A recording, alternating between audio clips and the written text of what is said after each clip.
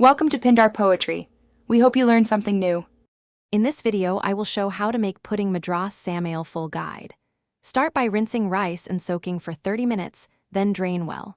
Use a heavy pan and low heat to cook rice slowly until soft.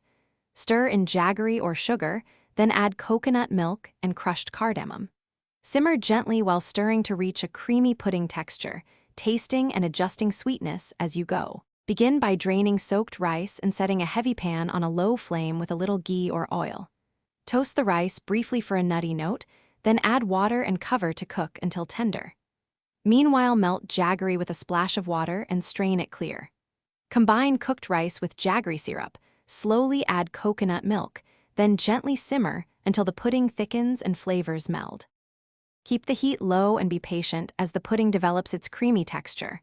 Rushed cooking causes grainy results. Stir gently and consistently to distribute heat and prevent sticking, scraping the base occasionally. If the pudding becomes too thick, add small amounts of warm coconut milk or water and stir until smooth.